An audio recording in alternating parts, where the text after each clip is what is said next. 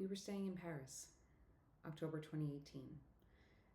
This is quite possibly the worst idea we've ever had, Beth mumbled into Devon's shoulder as she tried to get some sleep in the bus depot. It was 4:48 in the morning, and it was freezing cold.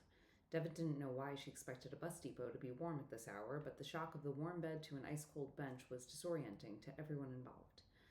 The girls sat huddled together, waiting for the rest of their group. They had decided to meet at the depot due to opposing views on how long it would take them to get there. Joe had said he required no less than 3 minutes to get ready and would not leave the dorm until the last possible moment. Christian and Andy agreed that a 10-minute grace period seemed like a healthy amount.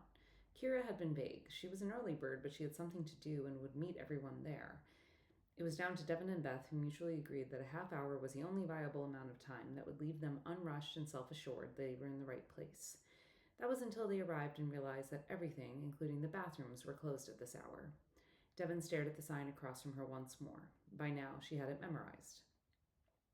All shops closed between the hours of 10 p.m. and 6:15 a.m. Any passenger in need of assistance should report to the field manager's office, door 217, in the East Wing. No phone number, no email, just a random door. She would hold her pee for 3 more days before she knocked on that door and risked getting murdered. Where is everybody? It's almost time. Beth was shivering. Her t-shirt and sweatshirt were no match for the practically Arctic temperatures. Devon checked her phone. 4:53 a.m. Other passengers were starting to arrive and queue up. They didn't have assigned seats, so it was a matter of fighting to get seats together that would make or break their journey. The last thing Devon or Beth wanted was to be seated next to a stranger while going through the tunnel. That much darkness? Underwater? No thank you. Hey, hi, sorry, I'm here. Kira came rushing in with a bakery box of baked goods. Of course she had gone to get breakfast. It was her personality to do kind things for others, even if it made Devon and pretty much everyone else feel inadequate. I just had to get us something to eat. I saw this great new bakery pop up and I figured, why not? It opens at 4:30, so the timing was perfect. Can you believe I was first in line? Devon could in fact believe it very easily. Only lunatics got up at 4 a.m. to go get fresh baked goods at 4:30. But she had to admit the box smelled incredible. There was something cinnamon in there and she wanted it immediately. I'll open this when the guys get here. Where are they, by the way? Kira looked around. It was 4:56. We should get in line. They're going to be opening the boarding at 5 on the dot. We don't want to miss our seating arrangements. Kira winked at Devon. It was as though they were in an inside joke, but Devon had no idea. Ladies and gentlemen, we will now begin boarding the 5 a.m. departure from London to Paris. Please have your tickets ready. Your luggage will be boarded under the hour and will be inaccessible to you the entirety of the trip. Please have your passports on your person at all times, as there will be a customs check when we enter France. The girls dutifully checked their purses. They stood in line towards the front and managed to board without a problem. They huddled towards the front of the bus because of Beth's motion sickness. She had taken Dramamine but wasn't sure if it would take effect quick enough. Better safe than sorry. They suffered dirty looks from the other passengers as the bus began to fill, explaining poorly that yes, they were waiting for others. All 3 seats? Yes, all 3 seats were reserved. Apologies were made, curses thrown out under their breath. At 5:07, as the driver announced the departure, the girls watched in horror as Joe, Andy, and Christian came sprinting through the bus depot, waving frantically from the ticket checker to the bus. 3 minutes later, they boarded and followed Kira's rules for partnering up. Christian breathed heavily next to Devon as she caught a whiff of his scent, the lightest hint of mint, rosemary hand soap, and Irish spring soap. Morning, Dev. He bumped his elbow against hers as the bus pulled away from the station. Hey, glad you made it. Didn't think that you would. He lowered his voice as the passengers were dozing back to sleep. Yeah, blame Joe. He decided to stop at Tesco on the way here. Tesco? For what? Did he forget toothpaste or something?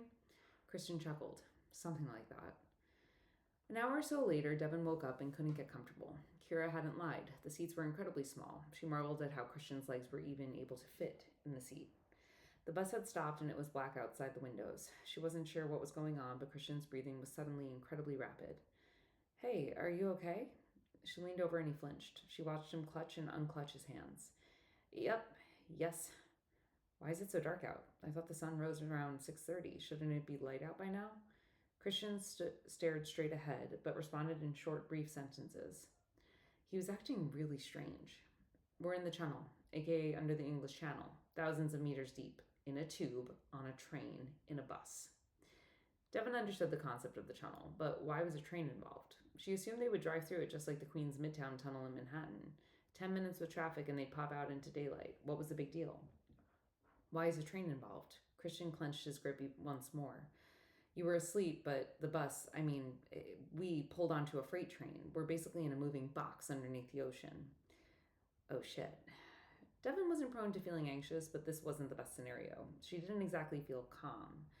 Yes, oh shit. I'm freaking out. Devin looked at Christian. He was mildly sweaty and shaking a bit. She had never seen someone have a panic attack before. She wasn't even sure what protocol was. Shit. Okay, here, talk to me. She turned sideways in her seat. Everyone else was asleep. Kira passed out onto Joe's shoulder, and Beth and Andy facing away from each other, Andy snoring lightly. Talk about what? Anything. What's your favorite color? Christian laughed. That's what you want to know about me? Devin was surprised when her internal narrative said, no, I want to know everything about you. You fascinate and excite me all at once. Instead, she said, yes, you caught me. I'm a basic bitch who only wants to know your favorite color and absolutely nothing else. My favorite color is blue. Devin pretended to think for a minute before responding. So, are you more like a navy or a cerulean person? This time, Christian genuinely laughed, and she felt his knee brush against hers, neither of them bothering to move. It's your turn, and do not ask me what my favorite color is. He smirked. For the record, I'm more of a navy guy. I don't even know what color cerulean is. Let's see. What's your favorite snack? Drunk snack or life snack? Drunk snack. Those mini pizza rolls you get in the frozen aisle at CVS, I could eat a dozen of them. I'm a taquitos guy myself. They stayed like this for quite some time, neither of them caring much about the conversation as both were focused on how close their bodies were. Eventually, Devin moved to grab his hand. The shaking hadn't stopped. It was clammy, and he wiped it on his pants before taking hers again.